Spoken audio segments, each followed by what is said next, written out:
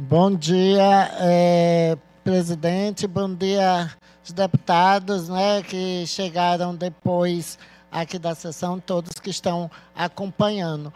Como eu falei no pequeno expediente, senhor presidente, eu vou colocar aqui o vídeo que foi divulgado ontem à noite. Eu tive acesso hoje, logo quando eu me acordei, que fiquei muito indignada pela situação gravíssima que envolve a saúde do Estado de Sergipe. Pode soltar aí o vídeo, por favor.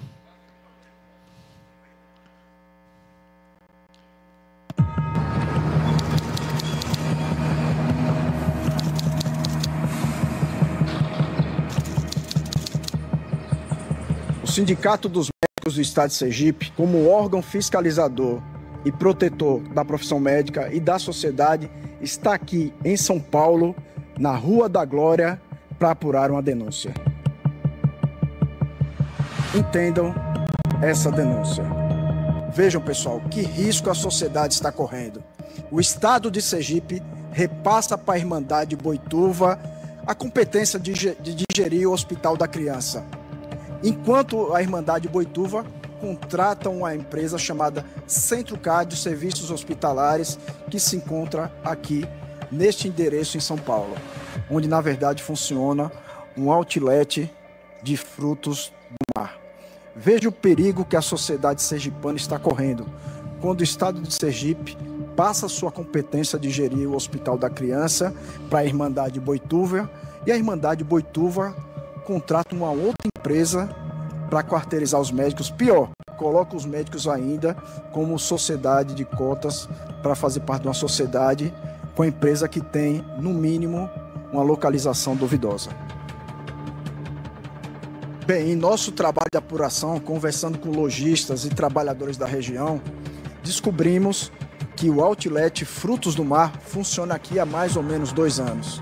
E que realmente tinha uma clínica há mais ou menos 4 anos atrás com o nome de Clínica Saúde aqui. O que nos causou estranheza que no CNPJ, há 2 CNPJ no contrato dos médicos. Um que remete a esse endereço, que colocado com o nome do responsável Carlos Alexandre Mendes, e um outro endereço que nós vamos apurar, que remete a um outro proprietário que tem como base a razão social Clínica Consulte aqui, que também funcionava nesse local. Vamos apurar.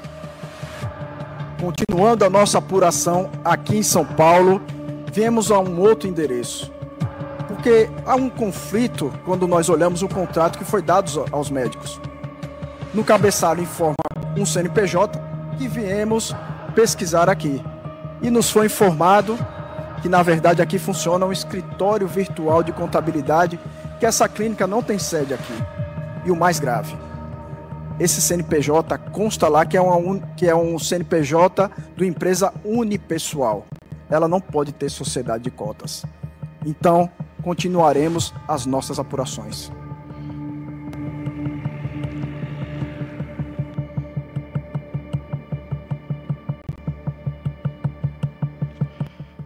Continuando a nossa apuração, que começou lá em São Paulo, já estamos aqui no Hospital da Criança, identificamos que o primeiro CNPJ que está lá no contrato, no cabeçalho do contrato, que começa com 46, descobrimos que esse CNPJ não está inscrito no Conselho Regional do Estado de São Paulo.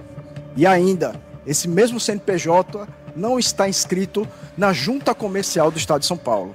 E mais, o segundo CNPJ que consta lá no contrato, fomos procurar no Conselho Regional de Medicina de São Paulo, está inscrito, sabe que endereço?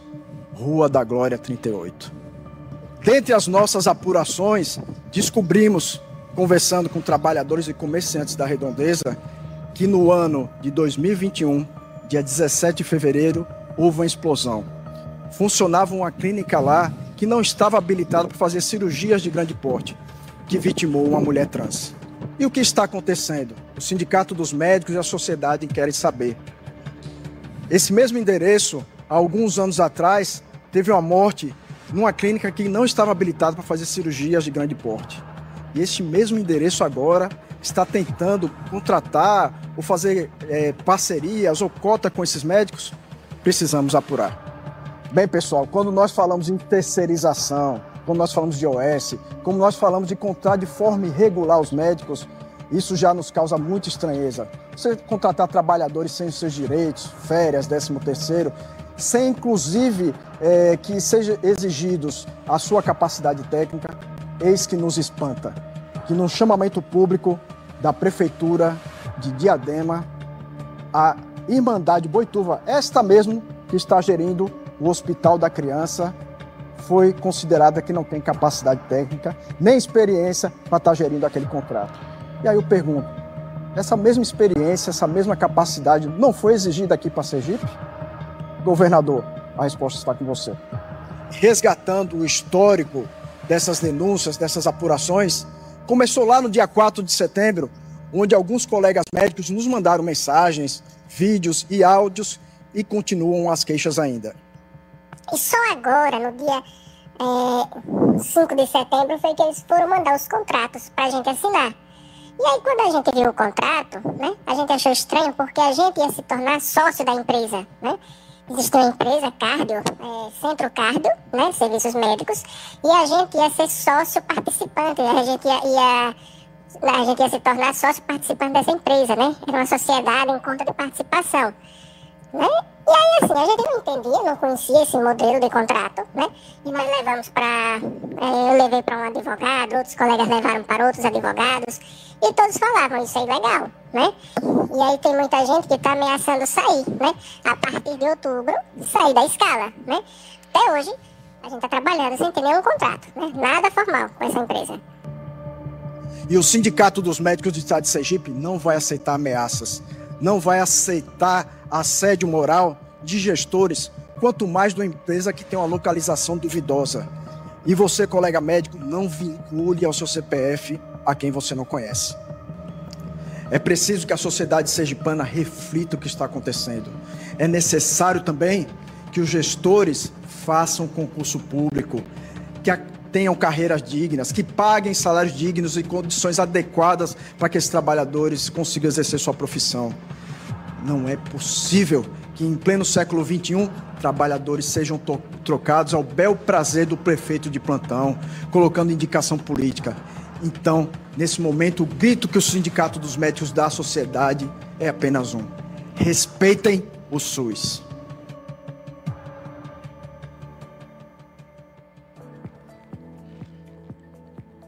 Quero, primeiramente, parabenizar toda a equipe do CIDMED. Eu acho que é essa também a nossa função como parlamentar, de fiscalizar. Já vou até fazer uma sugestão para a minha equipe jurídica para ver todos esses contratos, todas essas empresas que já estão, essas OS, né, que já estão cadastradas no sistema de OS, porque isso reflete o perigo que a gente vem anunciando desde 2023, quando foi instituído o Programa Estadual das Organizações Sociais, dispondo sobre a qualificação de entidades como organizações sociais. E a gente denunciou aqui o perigo, não porque é oposição, porque outros modelos como esse de administração da saúde no Brasil inteiro não deu certo. Isso aqui só é o início de vários processos de corrupção e desvio de dinheiro público e uso de empresas que não têm capacidade para gerir a saúde. Governador Fábio Mitidieri, se o senhor e sua equipe, juntando com seu primo, que é secretário da Saúde, não tem condição de gerir a Secretaria de Saúde, abdique, coloque profissionais técnicos que tenham capacidade, porque isso é um absurdo, gente. Isso está só porque, né, foi algo errado contra os médicos. Eu fico imaginando, Jeane, os outros profissionais, como você, profissional da saúde, de radiologia, enfermeiros, que muitas das vezes também não tem, né, não tem condições de avaliar essas situações. porque são bizarras e demonstram o perigo dessas OS.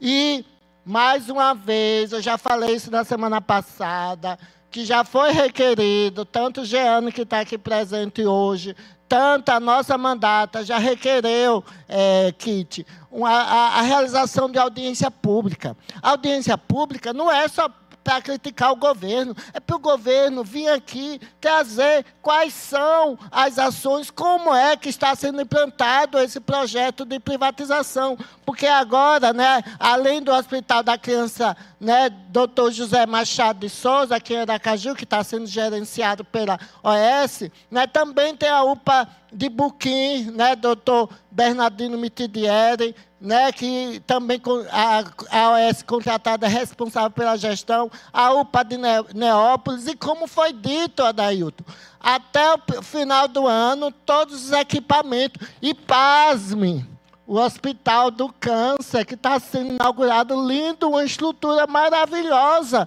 O secretário deu uma entrevista, eu escutei de que, inicialmente, vão começar os trabalhos que estão acontecendo no USE, mas já está preparando uma licitação para que, no final do ano, ou início do próximo ano, entregue a iniciativa privada. Como é que o governo constrói um prédio e pior, uma reivindicação histórica, com recursos próprios, né, recursos do povo, e entrega a OS para administrar? Isso demonstra a falta de competência, né, para gerir, para administrar os serviços públicos e saúde, gente. A água, né? Tem, né, o povo, né, até Jorge trouxe aqui um vídeo, o povo tomando banho na rua, é uma situação que a gente vê, tem posto, tem uma coisa, mas a vida, a saúde, é algo grave, não pode ser tratada dessa forma, né, que não tem nem o critério de averiguar, né, que contrata uma empresa que contrata a outra, né, para gerir, né, para fazer o pagamento. Isso demonstra, né, a falta de seriedade e de fiscalização, né, dessas empresas, né, que estão, infelizmente, que vão administrar a nossa saúde. É um alerta grave, né, o que está acontecendo. Né, dizer que essa fala é uma fala de indignação, porque estou mesmo indignada com isso. Quando eu vi esse vídeo, eu disse, meu Deus, é algo, né, que desde o início, né, desde 2023, que a gente vem aqui falando do perigo, né, de entregar, porque outros estados voltaram atrás, né, que teve vários desvios, o uso do dinheiro público, que é um dinheiro garantido do povo, né, sendo, né, entregue a empresas que não têm capacidade de gerir, entrega a outra empresa, né, que falcatrua, né, o endereço. Imagine outras situações, né, como faturamento, né?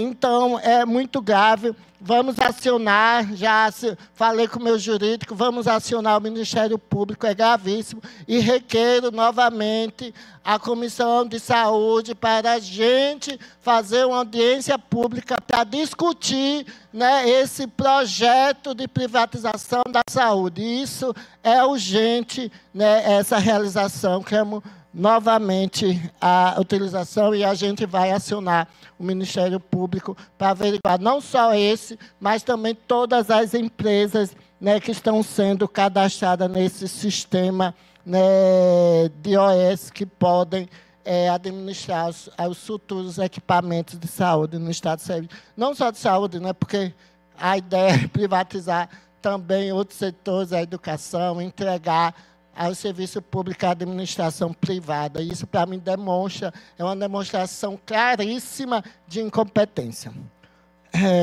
Outra situação, né, que eu vou falar é sobre um concurso, né, o PSS, outra situação, né, ligada a servidores e servidores públicos, agora relacionado lá ao município de Porto da Folha, porque a nossa mandata, Adailton, recebeu denúncias em relação ao processo simplificado, né? Porque quando não realiza o concurso, né, realiza o concurso de uma forma ilegal, né, porque lá o concurso público do município, né, que foi regido pelo edital 01/2024, encontra-se suspenso desde janeiro de 2025, após uma ação civil pública movida pelos sindicatos dos trabalhadores do Serviço Público Municipal lá de Porto da Folha. E enquanto esse concurso está sob investigação, processo errado também, né, de entrega, né, da administração pública, a gestão municipal decidiu lançar um PSS, que é o PSS 02 de 2025, para contratar profissionais para as várias secretarias. Mas as denúncias são várias, como...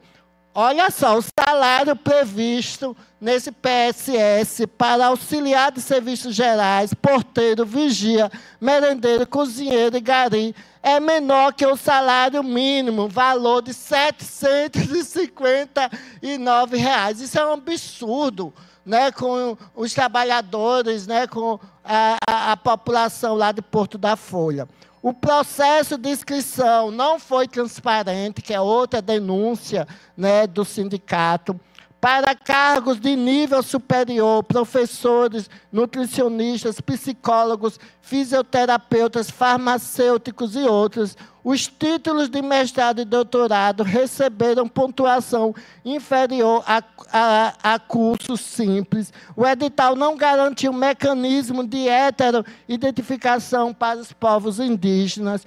E o edital não forneceu espelho de título, o que inviabilizou recursos em casos de erros na contagem de pontos. Mas outra situação que a gente denuncia aqui, né, o modelo desse processo seletivo, que a gente sabe que existe irregularidade. Vários outros, né, servidores, outras pessoas contratadas e que concorreram, denunciam esses processos seletivos, né, não só lá em Porto da Folha, mas no estado de Sergipe. Também há uma reclamação grave, presidente, relacionada ao 4º edital de convocação, que foi publicado no dia 25 de agosto agora de 2025, chamando pessoas a cargos de apoio escolar para alunos com deficiência, onde foram convocadas pessoas mesmo com as notas zeradas. Então, eles convocaram, né, a lista, né, a partir dos critérios deles, pessoas que tiveram, né, as provas zeradas.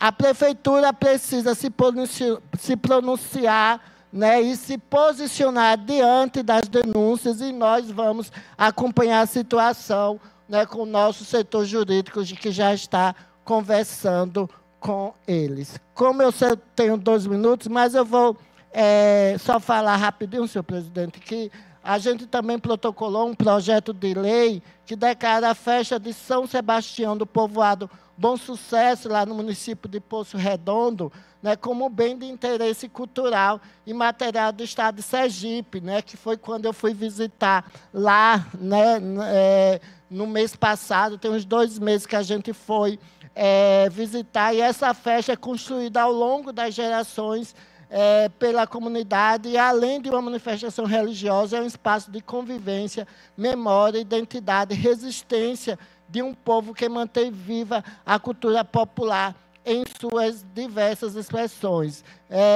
Por isso que a gente está pedindo apoio aí para a aprovação desse projeto, bem como, já vou, de novo, o senhor já disse, né, sobre o projeto, sobre as sementes crioulas, né, para a gente também protocolar, que foi outra reivindicação na audiência que a gente teve do Movimento Camponês Popular, né, que o pessoal até me perguntou, eu acho que é importante da gente, depois eu vou ver com a nossa assessoria para a gente assinar e protocolar.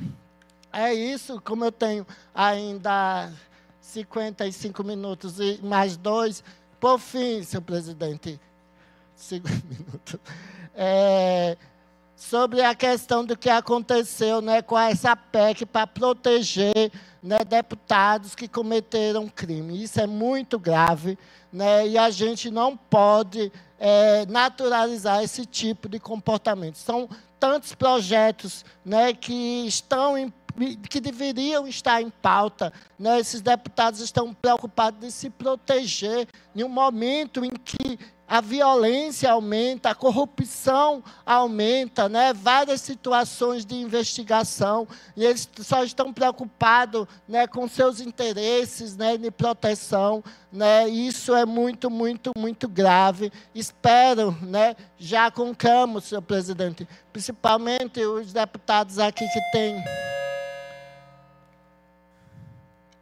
Tem mais 3 minutos, deputada. Obrigada, senhor presidente. Já peço aqui, né, aos deputados, né, que têm suas bancadas lá no Senado Federal, que dialoguem, né, com esses senadores, né, não só, né, os que vocês têm ligação aqui, né, em Sergipe, né, mas, né, que fazem parte da bancada dos partidos de vocês para barrar esse projeto, porque esse projeto é uma vergonha, né, para o nosso Brasil, né, e principalmente em um momento em que o Brasil está sendo uma referência de democracia, né, e isso mostra, né, uma tentativa, né, de encobrir, né, várias irregularidades, vários crimes. Não é porque nós somos deputados políticos, né, que a gente não possa ser investigado.